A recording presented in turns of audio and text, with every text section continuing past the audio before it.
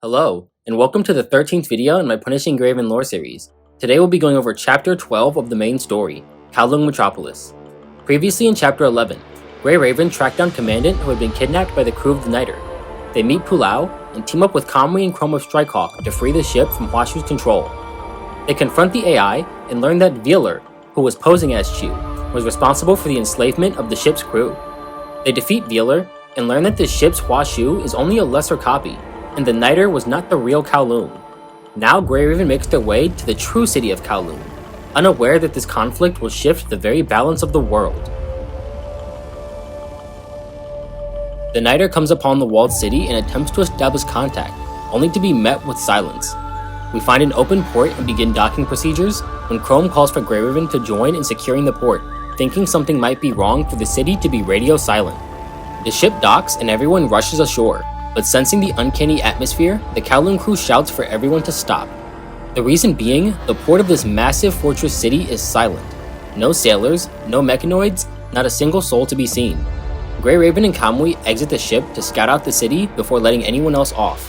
We approach the city wall and notice a transparent bubble covering the outer wall. Lee does a scan and says it's a signal jammer along with a layer of virus filter, explaining how the city was able to escape detection for so long. Lee is still concerned, as we have not seen a single person on our way to the wall, yet are being watched by a security detector. We enter the outer city, finding it both organized and functional. Kamui suggests if the city had already been attacked by the corrupted, when a large video screen appears, displaying Chu, the real Chu. Yazi tries to ask Chu about what happened in the city, but she is shunned, with Chu saying that the residents of the Niter are no longer citizens of Kowloon, as their ideals and priorities differ from those who never left the city. She says they will be safer on the ship anyway, as she knows the Ascendants will soon invade and turn the outer city into a battleground. Hassen joins the call, saying that the Ascendants are likely after Huashu, who is a similar AI to Babylonia's Gestalt, and if they were to acquire it, Babylonia would be at risk. So he offers to help Chu defend the city, and is swiftly denied, as she believes Kowloon must operate independently. Chu orders her soldiers to attack us, and we are forced back to the outer edge of the city. On Babylonia, Nicola is shocked that Chu would reject their offer for aid, even being as bold as to attack. He suggests that an elite team be sent in to steal Huashu and prevent it from falling into Ascendant hands, but Hassen has a different idea and wants to help defend Kowloon anyway. He tells Celica to recall all Babylonia forces on missions lower than S-rank priority and send them to reinforce the weakest parts of Kowloon, putting Nicola in charge of Babylonia while he heads to Earth to join the front lines.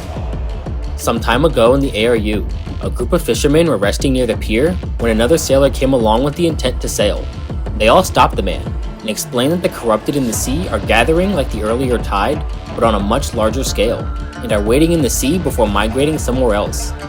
Diana and the forest guard show up at the pier, saying that behavior is exactly why they need to figure out what the corrupted are up to. She asks the sailors to borrow their ships, prepared to be turned away due to their status as sinners. But the townsfolk have truly changed and give their ships under the condition they all come back alive. In Kowloon, Chu is receiving a report from one of her fectas that they have driven Babylonia outside the security perimeter, and their plans to make a field command center. Chu says to leave them be, but to not consider them as allies, as she intends to deal with Babylonia in her own time. She tells the guards to speed up their artifact relocation and to move the relics of the old world within the light wall for protection. Cutting to the Ascendants, they have just broken through the wall and split into their groups to conquer the city, signaling the start of war. In another area of the city, Strikehawk and Cerberus are on perimeter defense, while listening to the explosions of corrupted attempting to break through the walls. Vera joins Chrome and Kamui, with Noctis and 21 off fighting on their own. While they bicker with each other, 21 calls out the jet-boosted corrupted descending from the sky, noticing that they've been mutated by the Ascendant's control over the Heteromer. On the Ascendant side, Alpha and Luna are waiting in the backline, but Gabriel, Lamia, and Roland are meeting stiff resistance as they have greatly underestimated Kowloon's combat potential. The Fectas are steadily clearing through the enhanced corrupted, depleting their forces, so Roland comes up with a plan. He says the Fectas do not have invert devices, and if they fight defensively, they can buy time to spread more of the virus and infect the constructs, turning Kowloon's strength against itself. Gabriel acknowledges the validity of the plan and gets to work, with Roland and Lamia following soon after.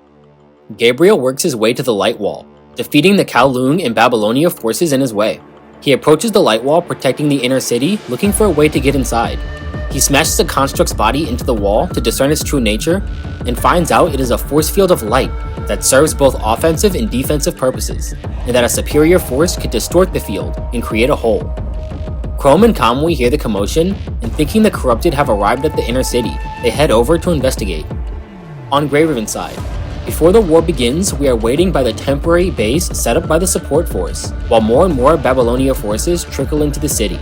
A wave of unease fills the air as most soldiers are battle-hardened against groups of unorganized corrupted, but lack experience in a war of such scale. We speak to Yazi, who wants to try contacting Chu one last time, and knowing there is no use in that, we ask her to guard the rear and protect the supply lines.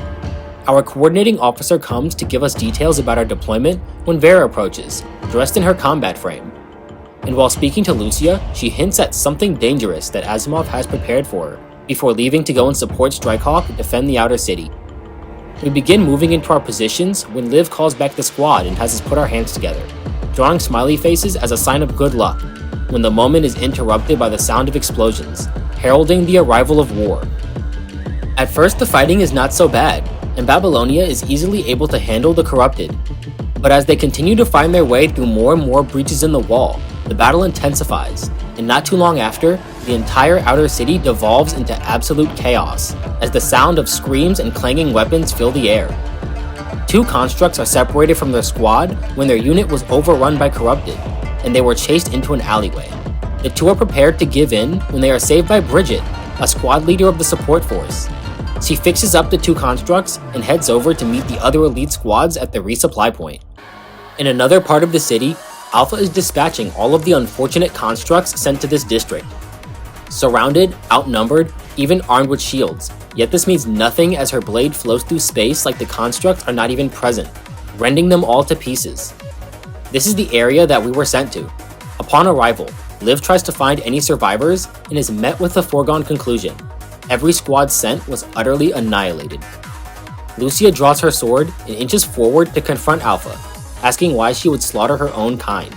Alpha feigns confusion at Lucia's statement, so Lucia pushes even harder, going so far as to call them Alpha's former comrades, before screaming out Alpha's true name, Lucia. Alpha asks when she found out, and she admits that she always had some feeling, but after their fight in the Arctic, she knew for sure. Even after this reveal, Lucia has resolved to complete our task. We must secure the bridge and halt the flow of corrupted, but first, we have to get past the Ascendant Alpha. Even with all of our teamwork, the fight goes poorly as Alpha tears through Lucia, a total lack of her normal speed and efficiency. She kicks Lucia and Commandant tries to catch her, only to find her bisected below the waist. Lee steps up to cover the retreat, but Alpha is motivated to make sure Lucia does not see tomorrow, when something wholly unexpected happens, and Luna stops Alpha from executing us right then and there. Luna asks Alpha to give herself a chance and expresses her desire not to see her sister die, even if she is just a copy. She approaches Lucia and condenses a cube of punishing virus, intending a forced ascension. Just before she acts, a row of spears appear from the sky, separating us from the pair of Ascendants. Using the gap, we make our retreat, with no time to thank our saviors. We make our way to the nearest supply point to try and get Lucia aid, running into Bridget, who has us place Lucia in a transport truck so she can receive repairs. After sending Lucia off, Ayla appears and pulls out a portable comms device, with Hassan connecting to relay new orders. He informs us of Gabriel's assault on the light wall, explaining that the Ascendants are after Huashu, so with Ayla covering for Lucia, we make our way to the inner city to stop Gabriel. We pick up with Watanabe, who survived his crash after shooting down the Heterocore. He had gathered the Forsaken on Nicola's request and had been given coordinates to Kowloon to provide support. Watanabe asks how they are supposed to travel, since a majority of the Air Force was destroyed, when Akdelik arrives to provide transportation. Back in Kowloon, Lamia is putting Roland's plan into effect and spreading the virus to great success. Slowly but surely, the Ascendants gain ground, pushing back the Kowloon forces and claiming large sections of the outer city as domains of the virus. Defectors are easily infected and only add to the corrupted hordes, increasing the unease within their ranks. Lamia secures an area near the light wall, listening to Gabriel's explosions in the distance when she is attacked by more Fectas. They unload their weapons, and none of their shots connect, passing right through her as if she was not even present. The Lamia in front of them is an illusion, and the real Lamia appears behind them, using condensed virus as a projectile to disable their motor functions and infect them all in one move. As she waits for new orders, she can hear the sounds of Actalic approaching and heads for the center of the city. At the top of the observation tower, Chu watches the battle unfold and reminisces about the bygone days of a peaceful Kowloon. Huashu informs Chu of enemies approaching the tower, to no surprise, as it's easy to guess where Huashu would be hidden. Chu asks Huashu if victory is possible, but abandons the topic, refusing to hear the answer. Huashu suggests sending out the Prime units, since they can cause more damage to corrupted forces before succumbing to the virus. Chu gives the order, authorizing the use of the Primes, as well as deciding to abandon all of the outer city. Near the light wall, the Fectas make their last line of defense to protect against the advancing tide of Corrupted, headed by Lamia. Before she breaks through, Kamui and Chrome arrive to provide support and push her back.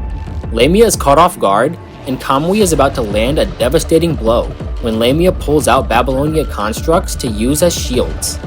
Lamia forces Kamui and Chrome to disarm themselves in exchange for releasing the hostages when she is suddenly hit with a hail of bullets. The Fectas they saved earlier fire at Lamia, and that interruption allows Kamui and Chrome to rearm themselves and rescue the hostages. The Fectas continue laying cover fire to draw away the Corrupted as Kamui and Chrome corner Lamia. Sensing Roland has retreated, Lamia does the same, releasing a cloud of virus so dense it acts as a smokescreen, and she disappears down the street. After Lamia is confirmed to have left, Bridget calls to inform Chrome that Grey Raven is trapped within the light wall, and that Lucia is on her way. The two need to find out how to breach the light wall, as Lucia's aircraft doesn't have the firepower needed. Kamui asks the Fectas, who begin to talk to themselves about how explosives can be used to create a hole. The two retrieve the explosives and only manage to make a crack in the wall, so Kamui drops his weapon and jumps in, prying the hole open with his body. Chrome joins in, and the two press against the wall, forcing it open as it burns through their frames, giving Lucia just enough space to pass through. Somewhere else in the city, Vera is fighting Roland and trying to make her way to 21 in Noctis. While they fight, a series of explosions ring out from near Alpha and Luna's position, dispersing golden dust across the battlefield. On the train, the Forsaken have almost arrived at Kowloong and go over battle plans, intending to halt the marching stream of Corrupted. Lucia wakes up from her daze in a medical station, remembering her loss to Alpha.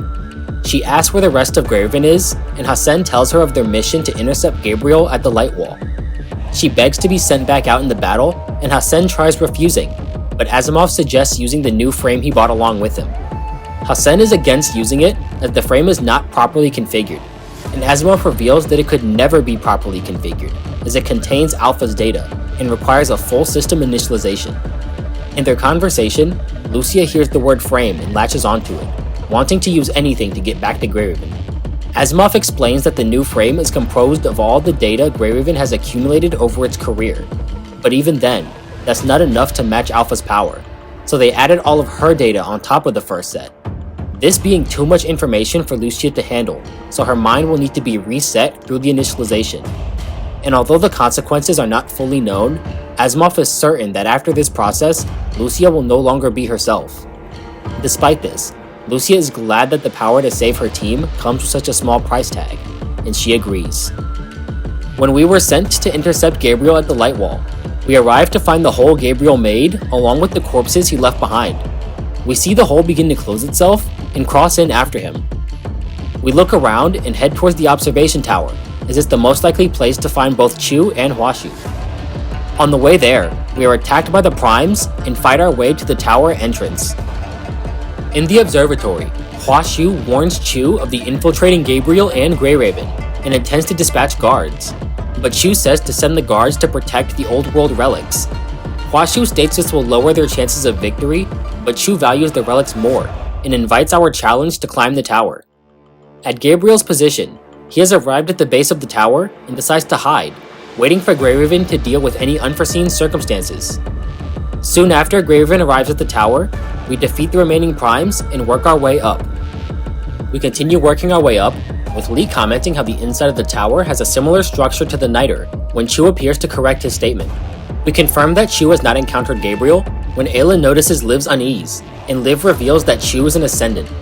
We question what motive the Ascendants would have for attacking each other, when Chu explains that not all Ascendants belong to the same factions or have the same goals. Chu in particular is trying to preserve everything that humanity once was, similar to the WGAA, but on a much grander scale. After humanity eventually fades and the machines on the planet break down and disappear, Kowloon will still exist, with it serving as proof that humanity once called Earth home. This is Chu's goal, the Tabula Akasha. She believes that humanity should bow out with grace, instead of dragging on a pointless struggle. And over the course of the war, she realizes that to complete her goal, the current world must end. She heads back up to the top of the observatory as more primes rush up the stairs. Commandant is sent ahead to reach the top floor and send out a signal for reinforcements, as Lee, Liv, and Ayla hold off the guards. Commandant reaches the top of the tower, carrying Ayla's signal transmitter, and as soon as the untouched garden comes into view, Commandant is sent flying into a railing. Chu marches towards Commandant, her blade lifted, ready to end his life, when Lucia descends from the open canopy to block Chu's strike. She pushes Chu back with a relentless flurry of slashes, giving the two of you some distance as Chu recovers. Lucia pulls out her two-handed sword and goes back on the offensive, when Chu asks Washu for any relevant information, and it mentions her mind initialization. The two clash, equal in strength, until Lucia's new jet booster gives her the edge and she shatters Chu's glaive. Chu was forced to go on the defensive, dodging all of Lucia's blows. She creates a new glaive with virus and throws it at Commandant to try and distract Lucia. Recovering from the earlier shock, Commandant brings up the mind initialization, and at this point, a majority of Lucia's memories are already gone, save for those related to combat. Commandant and Chu, both in utter shock that Lucia would go so far as to essentially kill herself to use a frame. They clash again, no longer caring to dodge each other's blows. Chu was tired of humanity's struggle and intends to end the modern era by using Huashu to take over and crash Babylonia to the surface, sending the world into another ice age. Hearing this, we accept there is no longer any room for hesitation. And once more, Lucia raises her blade, and we ready ourselves, prepared to give everything.「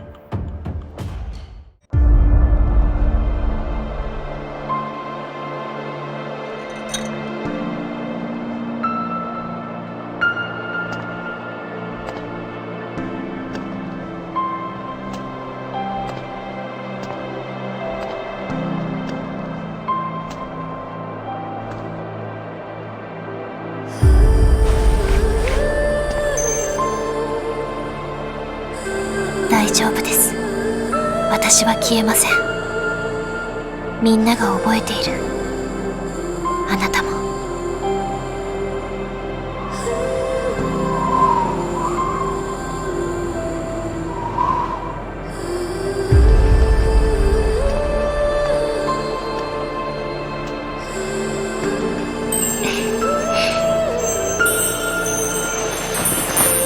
この戦い、一緒に勝ちましょう。指揮官。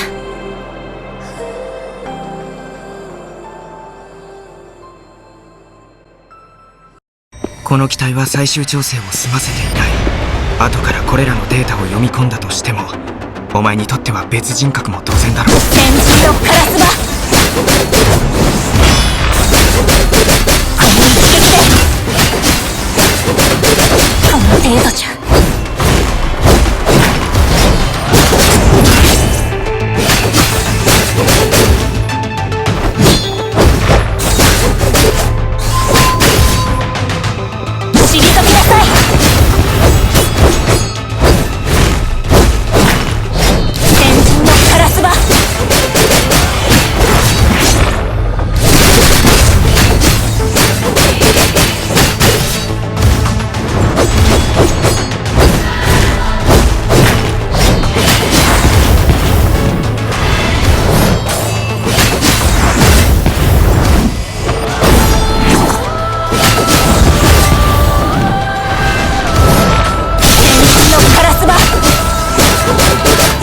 でするのですか。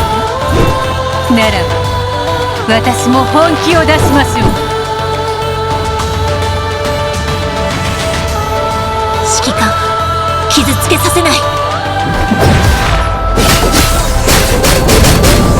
一撃で。指揮官、みんなと一緒に戦って。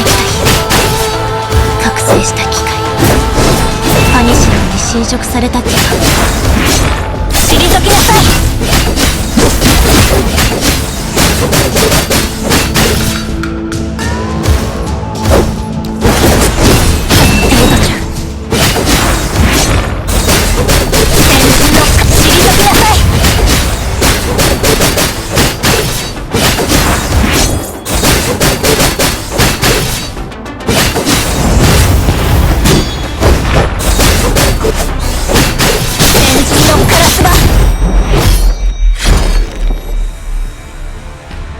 共倒れするつもりですか。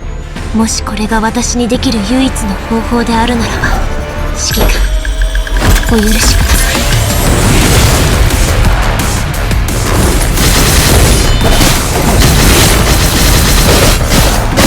天のカラスバ、この一撃で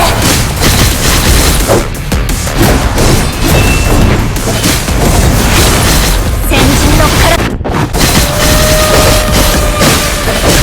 程度じゃ。先人のカラスだ。この時あなたはこの世界から消え存在した形跡、この一撃でここで終わらせるべきなのです。この一撃で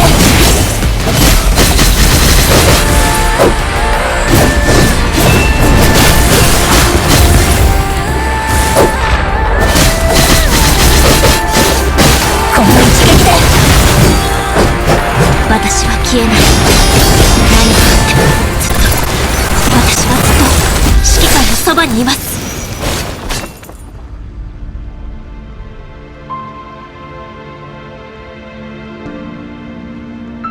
指揮官、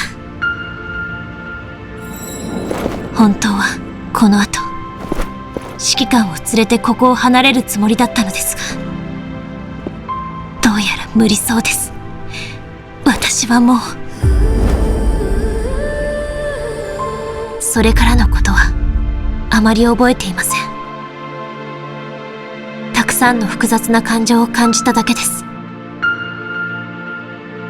正直に言うと、私は初めてほっとしたんです。私が欲しかったものが全てがここにあるから。私のこの両手は私自身をしっかり握れています。指揮官、私はあなたのおかげで生まれたルシアです。あの日あなたと手をつないだから、私は生きる意義を見つけてこの世界の全てに触れ始めました。あなたと過ごした記憶が今のルシアを作り上げたのです。たとえ消えたとしても、私が私でなくなっても大丈夫です。あなたに触れた瞬間、私は生き返りますから。だから。 It's over. The city lies in ruin, the buildings burning, the streets littered with the fallen, and the virus running wild. The Ascendants have retreated, and the defensive lines are holding well enough to clean up the remaining corrupted. Peace will soon return to Kowloon, and despite that, there is no joy to be found. The Ascendants succeeded in taking Huashu, and at the base of the tower sits Grey Raven, with Lucia having regained some consciousness on the way down. And there we sit, waiting, as Lucia pours out her heart. She wonders what the next Lucia will be like. Will she be shy like Liv, straightforward like Ayla or Karenina, or maybe a reliable leader like Bianca? She thinks out loud, innocent and cheerful like a regular girl, untouched by the hardships of war. We wonder if this is what Lucia would have been like without the virus. But there's no use in wishful thinking. This is the world. This is the reality we live in.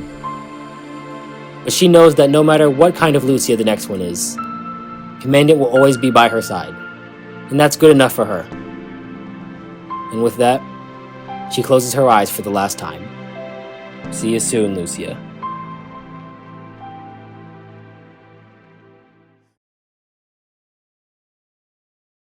After Grey Raven escapes Alpha and Luna, the Forest Guard appear to deal with the two Ascendants. Alpha questions why they would go so far to protect Grey Raven, and Diana replies asking why Alpha would uproot their lives. Alpha brings up Rosetta, and Diana throws her spear, ordering the rest of the Forest Guard to ready themselves.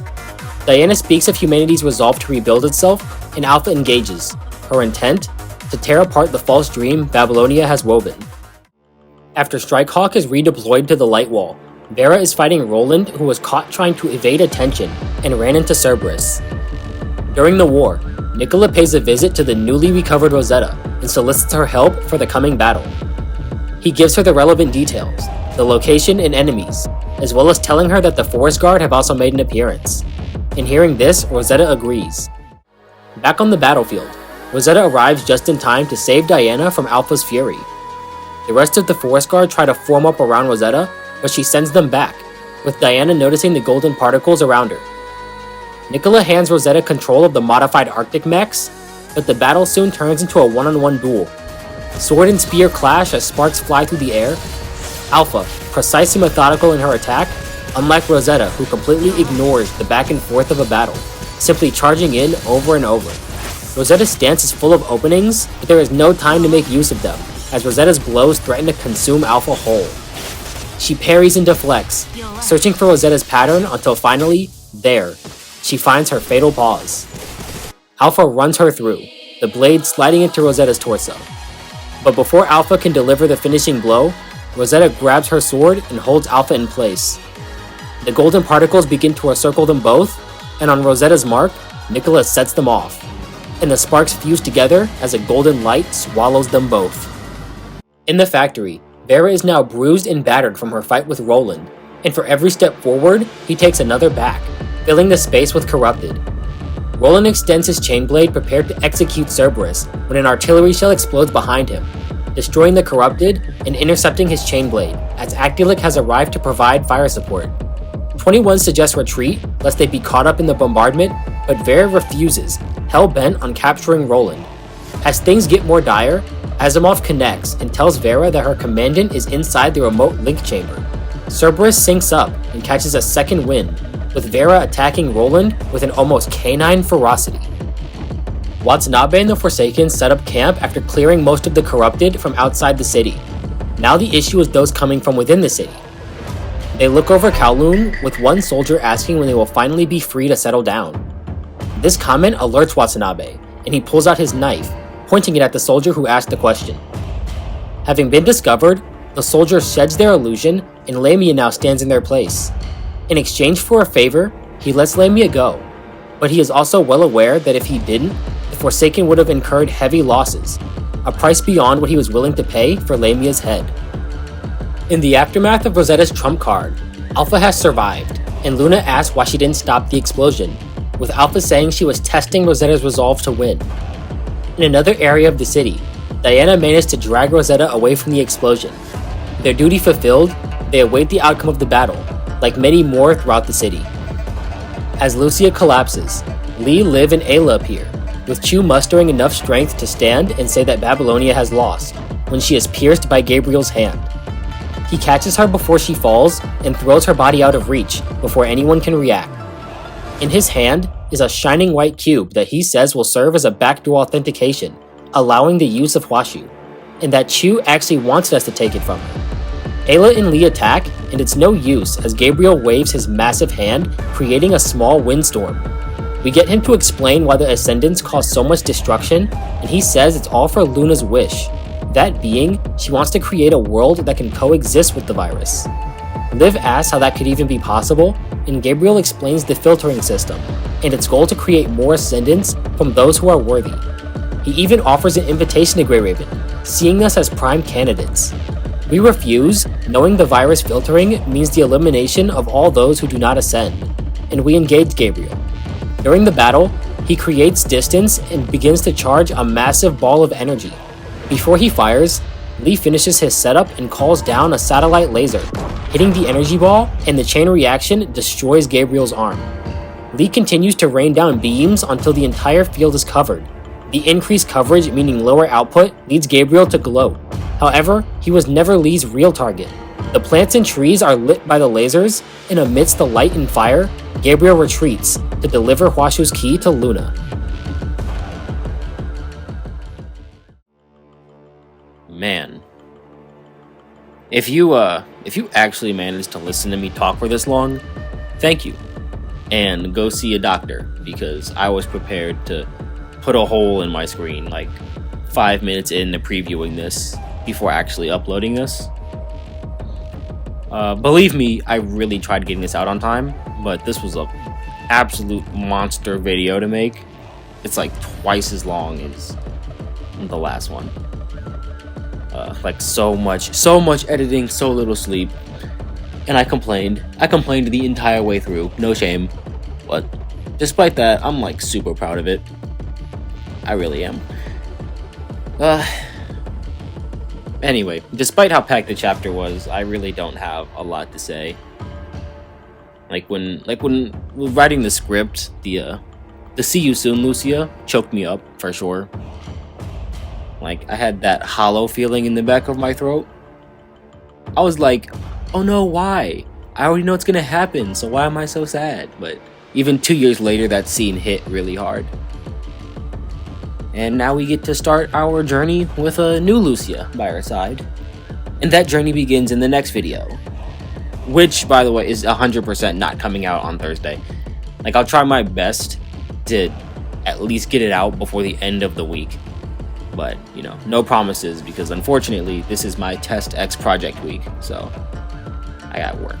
I got lots of work to do. But anyway, I'll try.